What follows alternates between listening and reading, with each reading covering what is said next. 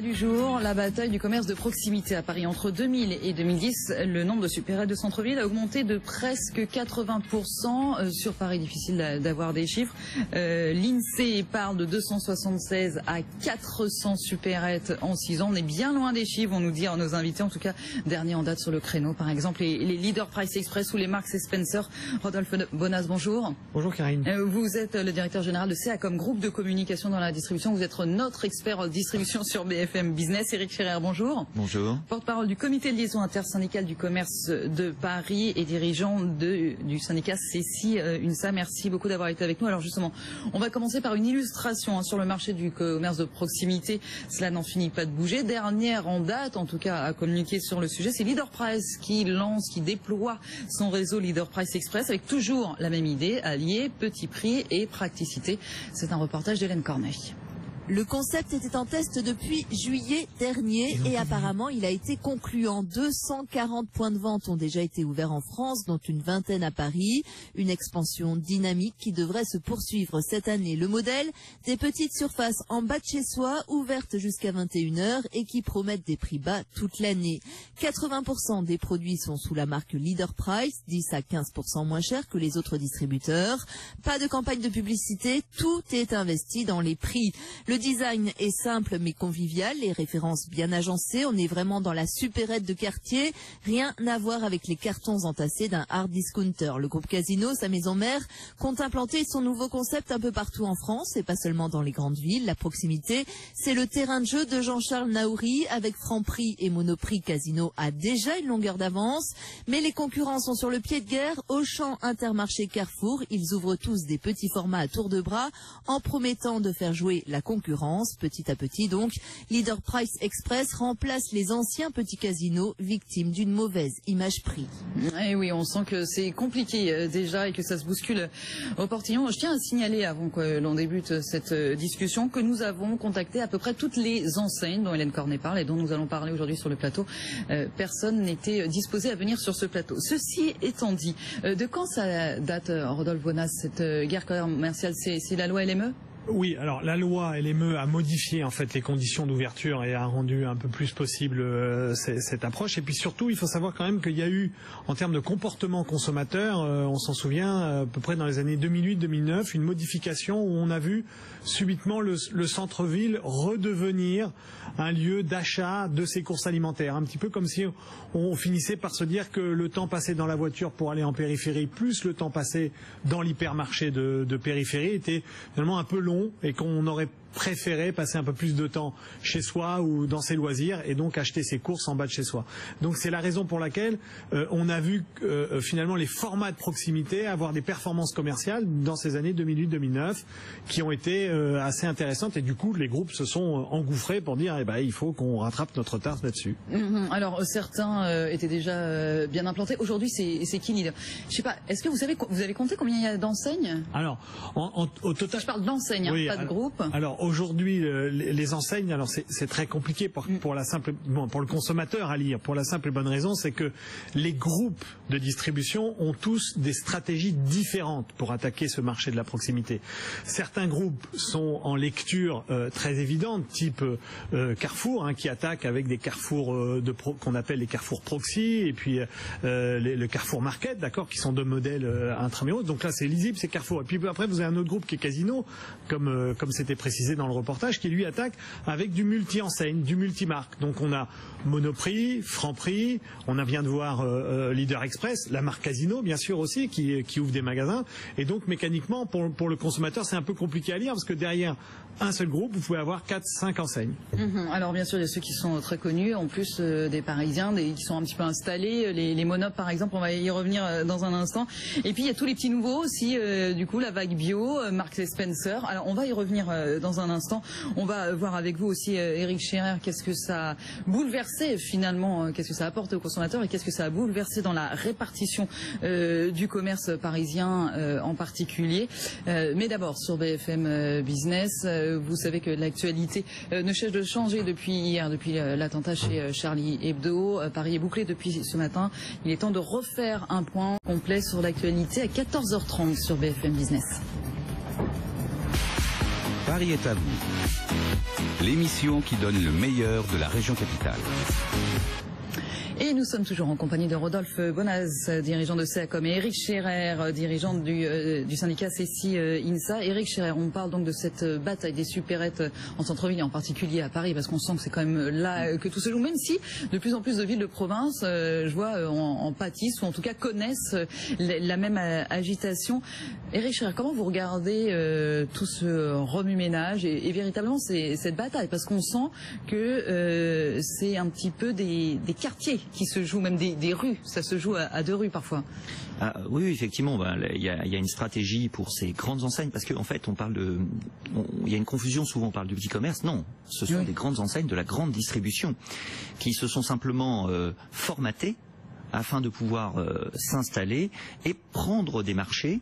Et donc, la bataille est très dure entre eux, mais elle est encore plus dure pour les vrais indépendants, ce qui fait d'ailleurs la richesse de Paris, si on prend par exemple le rapport de la MIE sur un autre sujet, mais qui est ce sujet-là, parce que qui est aussi dans ce sujet. Et aujourd'hui, si on prend Paris, on peut très facilement dire que Casino est très largement, enfin le groupe Casino à travers ses différentes enseignes est très largement dominant, et ça modifie effectivement la façon d'aborder le commerce. Ça modifie, ça durcit aussi éventuellement des relations sociales. Parce que tout ce qui se joue également là, justement, il commence à y avoir beaucoup de monde. Ce qui se joue, ce sont les horaires d'ouverture, l'amplitude horaire, l'ouverture le dimanche. Tout à fait. Toutes ces enseignes, la différence, c'est là où on voit d'ailleurs le changement qu'ils essayent de faire mettre sur un changement de société, d'organisation de la société. Les indépendants, les vrais indépendants, eux, s'installent dans la durée, veulent, et comme ils sont dans leur commerce, souhaitent une organisation sociale que tout le monde peut comprendre. Ces enseignes souhaitent gagner des parts de marché. Point. Donc plus elles peuvent ouvrir sur la durée, sur les jours, elles ont des effectifs réduits. Ce qu'on oublie, c'est que ces magasins jouent sur des effectifs extrêmement réduits, avec des salaires extrêmement bas, et un turnover, c'est même plus quantifiable, certains arrivent à 80% de turnover.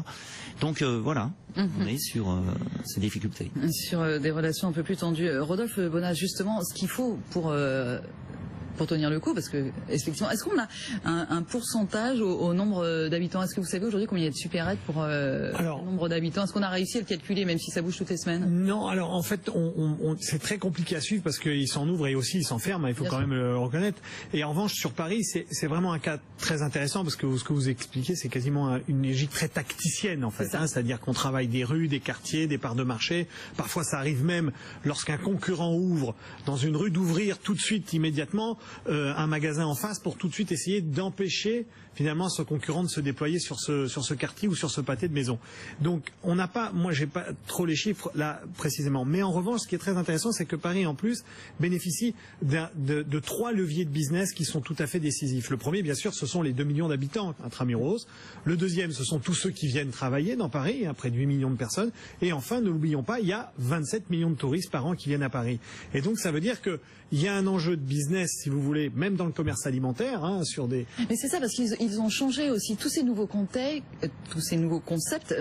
ils intègrent une multiplicité de services. Bien sûr, la livraison, des caisses ultra rapides, et puis la restauration sur place.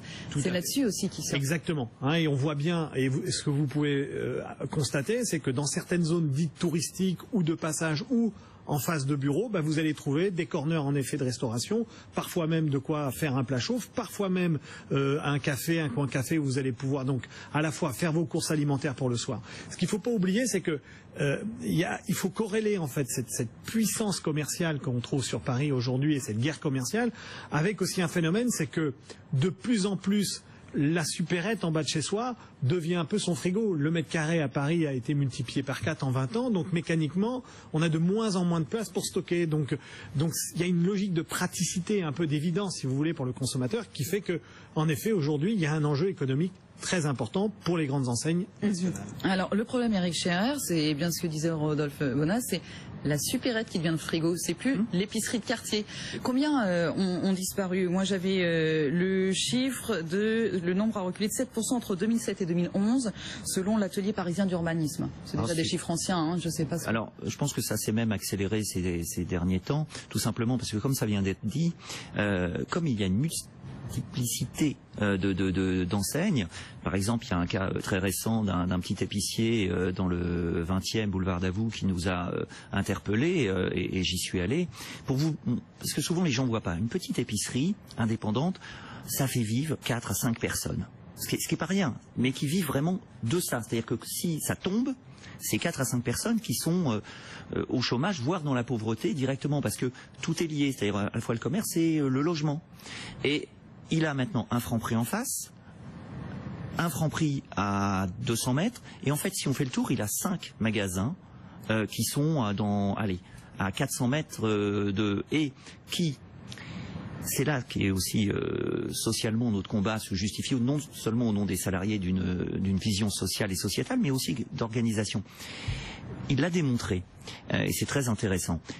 Si ces enseignes respectaient la loi telle qu'elle est aujourd'hui, c'est-à-dire fermées à 13h, n'ouvrent pas le lundi, puisque dans ces cas-là, ou s'ils ouvrent le dimanche, n'ouvrent pas le lundi, ou alors s'ils ils ferment le dimanche, ils ouvrent le lundi, ça suffirait à faire que ce commerce est rentable pour lui, donc petitement. Lui qui pourra ouvrir sur ses horaires. Qui peut ouvrir sur ses horaires parce que c'est un petit épicier, et ne pas le mettre en faillite. Le fait que ces enseignes trichent lui fait perdre, comme il ferme en moyenne vers minuit, ses magasins, lui fait perdre 200 € par jour, ce qui le rend, mais d'ailleurs, ce qui est en train de le mettre en faillite. On a vu effectivement certains de ces épiciers attaquer des enseignes. Alors évidemment, d'autres ferment plutôt que d'oser attaquer.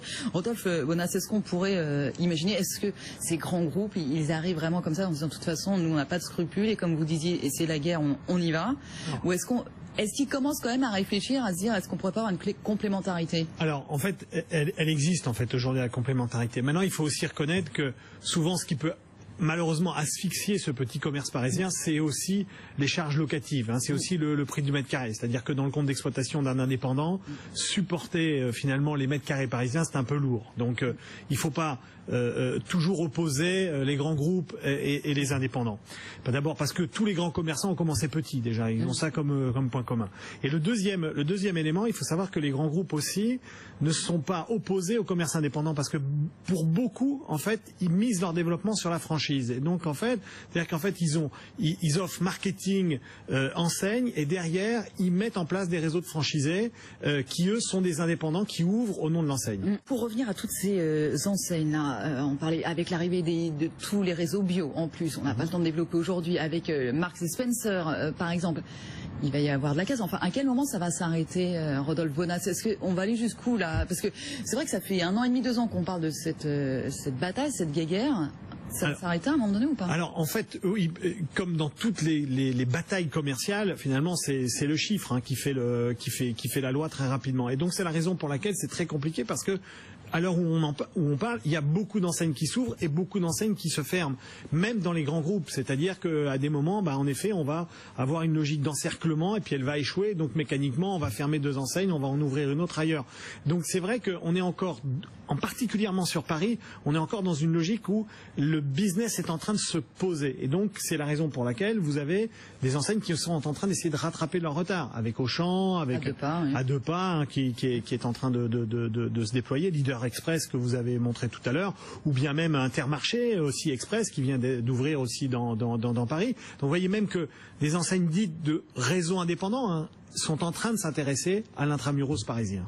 Alors l'autorité de la concurrence, vous en parliez tout à l'heure, la position dominante Éric Scherer de Casino, elle a fait déjà...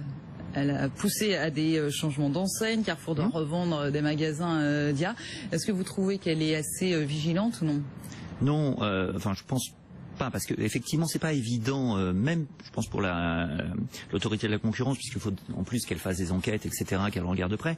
Et puis en plus, comme on parle, parce que si on prend Casino par exemple à travers les Franprix, ce sont théoriquement des indépendants, mais ils sont totalement intégrés. Ils ne sont indépendants que totalement théoriquement. Hein. Donc, cette problématique-là, vous posiez la question, est-ce que ça peut faire de la casse? Oui, parce que aujourd'hui, effectivement, ces grandes enseignes qui tireront, après elles seront installées, et les autres, effectivement, partiront. Donc, il faut toujours faire attention à malgré tout une forme d'équilibre, parce que moi je parle de cette fois aussi d'emploi. Quand on perd ces emplois, on les regagne pas automatiquement une fois que l'équilibre est revenu.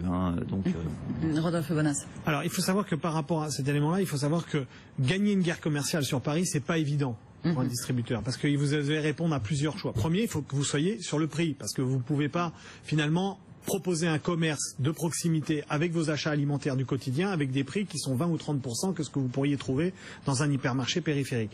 Et le deuxième élément, il faut savoir que la taille critique en nombre de magasins est tout à fait décisive dans le modèle économique pour une simple et bonne raison, c'est que Paris demande d'opérer une logistique extrêmement compliquée. Donc si vous n'avez pas un nombre minimum de magasins pour pouvoir rentabiliser votre logistique. D'accord. Donc aujourd'hui, on peut considérer que les ouvertures dont on parle, les Auchan, les A2 Pas, les Intermarchés, on n'est pas du tout encore au seuil de rentabilité. Vous voyez ce que je veux dire? Parce qu'il va falloir pour ces enseignes de venir pénétrer pour pouvoir faire en sorte qu'ils arrivent à rentabiliser leur tournée pour pouvoir offrir les bons prix en bas de chez vous. Parce que la guerre, elle est là. Vous savez que le premier critère de fréquentation d'une enseigne, c'est encore le prix. Eh bien, parfait. Alors, on imagine que ce n'est pas terminé. On se retrouve l'année prochaine en espérant que cette fois, des enseignes acceptent de venir sur notre plateau. Éric Scherer, merci beaucoup à vous, porte-parole du comité de liaison intersyndical du commerce de Paris et dirigeant du CSI UNSA. Rodolphe Bonas, directeur général de CACOM. Merci beaucoup d'avoir été avec nous sur notre plateau. Restez avec nous. Paris est à vous. Continue dans un instant. Mais bien sûr, on fait d'abord un nouveau point sur l'information sur BFM Business. Paris est à vous. L'émission qui donne le meilleur de la région capitale.